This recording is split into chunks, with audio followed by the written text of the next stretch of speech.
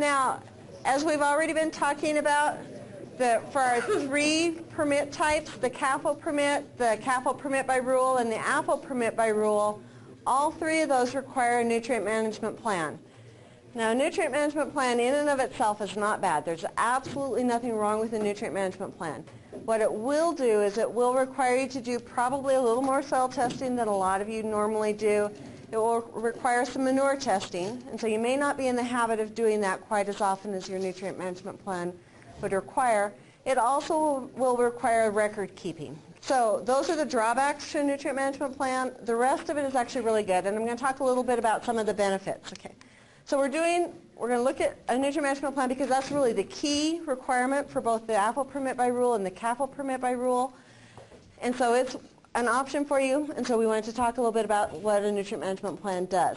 It will help you address your economics, your efficiency, the environment. It can help you have better neighbor relations, and most importantly, it can help you protect you against fines and penalties, especially if there's complaints that are frivolous complaints. So now you've all heard, and you all know, that manure is actually a resource, right?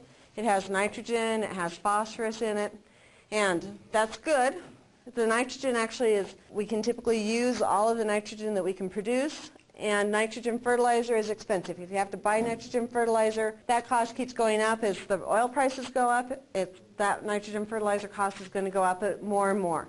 So the more nitrogen we can retain, the better off we are economically. We can reduce our purchased fertilizer requirements. Phosphorus is one that our plants need, and we need to have some. So if you aren't adding manure, you probably have to purchase phosphorus fertilizer for your soil. If you're adding manure year after year after year, it may be that you're actually building up those phosphorus levels in your soil level, and that's something you might need to monitor. So it can be a positive or a negative. The thing we don't really think about our manure as being is really a good value or a resource for organic matter. We tend to give it no credit for the organic matter. Organic matter is actually very, very important. Our manure also has some other little trace elements that can be very beneficial. But the organic matter is really what gives our soil its life. It's that buffer. It holds the water. It holds those nutrients right there, just ready for that plant. And so as that plant is subjected to wind and rain and sun, it helps that plant, it gives it that little cushion that that plant needs. Now, our plants can grow just fine without organic matter. We can grow them hydroponically in just a liquid solution with the nutrients, and they'll do really great in a greenhouse with just those nutrients because they aren't subjected to all the stresses of the temperature and the weather and the cold and the heat. But out in the field, our plants are subjected to all of that, and that's where that organic matter really, really helps. In Utah, our soils are geologically new, so we don't have much organic matter in our soil. We have about 1% organic matter on average. Ideally, we'd like about 5%. So our soils really will benefit from that organic matter. Soil that has nice organic matter, how many have been in the Midwest? Iowa, Illinois, Indiana, seen that black topsoil? And Iowa has places they have 14 feet of topsoil. In our dreams, we'd have 14 feet, okay? Literally, they have 14, I mean, it's amazing. It's gorgeous soil. Theirs is a geologically older soil, has a lot of lush soil and stuff, and it's beautiful, beautiful soil. Unfortunately, we generally don't have that. We'd like it, but organic matter helps build up that topsoil. Organic matter is really kind of the key. I want to talk a little bit about a study that they've done at Utah State University. Dr. David Hole and Dr. Bruce Miller did a study in 1998, 99, and 2000 out in Snowville, and they actually applied compost to some dry wheat fallow ground. So it's very, very dry. They typically don't apply any fertilizer out in this area because there's just not enough moisture to support that plant growth. And they wanted to look at what would happen if they applied some compost. Now, they used compost rather than manure. They both have organic matter in them, but compost shrinks the volume in half. And so if you're paying for trucking costs, you don't want to pay to truck all that water, and so they used compost in this study. They applied the compost at the rates of 0, 10, 25, 50, and 75 tons to the acre, and then they looked at the yield and the economics. Now you can see, I hope you can all see it in the back anyway, that there's definitely increased plant growth where they applied that compost. Now, one of the things we wondered about was whether that would actually encourage a lot of plant growth early in the spring, and then as it ran out of water, if it would just crash and be a disaster. amazingly, and actually to my surprise, it didn't. At 10 tons to the acre, so if this is at 0, just normal crop yields, 10 tons to the acre increased it to here, but 75 tons to the acre actually still kept increasing it. They still did not see a point where it caused it to crash. Now, I don't know that I would recommend always putting on 75 tons to the acre, but it was amazing to me that it didn't crash. So that's how much that organic matter can help hold that moisture, even out in that dry wheat fallow ground. They were getting at the 75 tons to the acre a 228% yield increase off of that. Now this is back when wheat was only $3.50 a bushel. They were actually figuring out the cost of trucking that compost 50 miles one way, plus then the return trucking, because there's not a whole lot to truck back out of Snowville. And even at $3.50 a bushel, they could pay for the price of the compost at the 10 tons to the acre rate within 2 cropping seasons. So a crop year, a fallow year, and a crop year, 2 cropping seasons. Typically, we would expect to see an effect off of that compost for at least 3 years. Okay, it's a big effect the first year, drop down, but there should still be some residual effect the 3rd cropping season.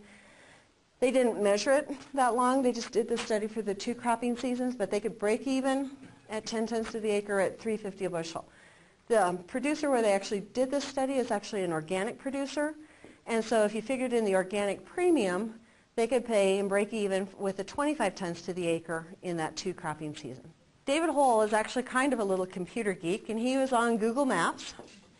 And what could he find? In 2010, he could still see those plots. They'd abandoned that study. They hadn't worried about it. The producer was just chilling through it, just, weren't keeping those plots separate at all. And yet you could still see the effect of that compost in those plots. So last fall, David Hull went back out. They went and collected, remeasured where those plots were, collected yield samples. And he tells me it looks like it's at about 180% yield increase over the rest of the field. He'll guarantee me it's at 150%. That's amazing. This is actually well over 10 years after, 13 years after it's been applied or so. They're actually on their 7th crop cycle, and they're still seeing an effect from that compost. So that is what, just to give you a little bit of an idea of what organic matter can actually do for our Utah soil. It can have a huge effect, and we don't really give our manure any credit for that, but it can actually be a huge, huge benefit. Our nutrient management plan can also help us with our efficiency. It helps us look at where we're applying our nutrients so we're getting the best benefit out of them, so that we're applying nutrients where they're needed, not where we don't need them. It can help us actually look at our prevent any nutrient losses, and it can help us just with our overall operation. Pretty much you're going to have to kind of figure out when you're going to have to do things, when you're going to be applying manure. It can kind of help you look at where some of those stress points might be and maybe help be a little bit better prepared for them. Why we do a nutrient management plan is partially for the environment. Okay. Now, none of us really want to pollute or degrade our water, but we may not really realize what happens if we aren't real careful. We can get pathogen contamination. The E. coli 157 strain can be very lethal, make people very sick or kill them. In Wisconsin, just within like the last year and a half, from manure application that was not properly done, they actually contaminated over 100 groundwater wells, and we're getting pathogens in those groundwater wells. That is not a good thing. It reflects poorly on agriculture, and it only takes 1 or 2 times, and you can have some real problems. So those are some of the things we want to avoid. We're also getting reports of livestock pharmaceuticals showing up in groundwater wells in Idaho. Okay? Again, you can't blame this on somebody else. Livestock pharmaceuticals are probably coming from agriculture. These are the things we really want to avoid. These are the things that the environmentalists pick up on, and then they're just certain that agriculture is just bad now to destroy the environment. Other things that we've got in Mendon actually had to close down one well and then drill a new city well because they had high nitrate levels. Nitrate levels are probably one of the biggest risks from manure application or fertilizer application. Nitrogen changes its form very easily, and if it's in the nitrate form, it leaches very rapidly through the soil, and it can get down into the groundwater. Nitrate in the groundwater can create problems for adults. We're pretty well okay. We can work with it. Children that are 2 and under their digestive systems aren't developed well enough yet. They can't process that nitrate, and it binds up the oxygen in their blood, and so then they don't get enough oxygen. They turn blue, which is why it's also called blue baby syndrome, and that's not a good thing. When I was in Iowa doing my doctorate, there, Des Moines actually uses a lot of surface water for their drinking water. In the spring, it was very common to have warnings for the children not to be using the water, or to be boiling the water, or doing different things, because they were having high nitrate levels at times. That was primarily from just plain fertilizer application, commercial fertilizer application. So there are concerns with nitrates. We do need to be cautious of that. Nitrates getting into the water can also create a problem. In the Gulf of Mexico, there's actually what's called a dead zone. There are enough nutrients down there that it's basically caused a collapse of the system, and absolutely nothing grows in hundreds of square miles. And that dead zone was growing each year, and that's blamed primarily on nutrients coming in from the Midwest, both manure application, commercial fertilizer application, but coming down through the Mississippi River and getting into the Gulf of Mexico. Now, I'm certain with BP, the BP oil spill, it's probably harder to monitor what's been going on. We also have a small dead zone off the west coast by Oregon. Okay, and so these are things that environmentalists see, and they're not very excited about it. Another thing on cancer, just about a year ago, there's a big federal panel. They now have linked nitrates to causing bladder cancer and ovarian cancer. And so nitrates in general are getting a bigger and bigger black eye, and that's one of the things we really do need to watch as we apply manure or commercial fertilizers. Phosphorus in the wrong place isn't really toxic. It doesn't have any real health impacts, but it creates what's called eutrophication. It's usually the limiting factor on how much algae grows. We get too much algae to grow, it depletes the oxygen in the water, and we get a lot of fish kills. People don't like fish kills. That's usually a big thing. So that's why we really worry about phosphorus. Our nutrient management plan can also help us with our neighbor relations. Again, impressions and appearances do matter. If it looks like it's a well-managed operation, they're probably not going to be screaming the first time they see a little bit of gray water or murky water running somewhere. If you have a generally messy operation and they see manure tracked all over, if they see any water that looks a little bit murky, they aren't going to assume it's sediment. They're going to assume it's manure, and they're going to be unhappy. And so having a well-managed operation can help just with that appearance. The appearances really do matter.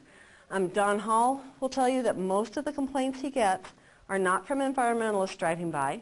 It's from a neighbor, a disgruntled neighbor. So keeping your neighbor happy and having it with a good impression, making it look good, is for your benefit. And last but not least, a nutrient management plan can actually really help you if you're ever charged with a complaint or have a complaint filed against you and Don Hall has to come out and inspect it. If you have that nutrient management plan and you have your records and you're doing everything the way you're supposed to, then you're golden. Okay? That's your defense, and they aren't going to question those records. If you don't have it, even if you were doing everything appropriately, if you don't have those records and that documentation, then you really don't have any defense. Then it's a he said, she said, and then it's a losing battle. So those records and the manure sampling and soil sampling, that's really your best defense against a complaint. Any questions on this one?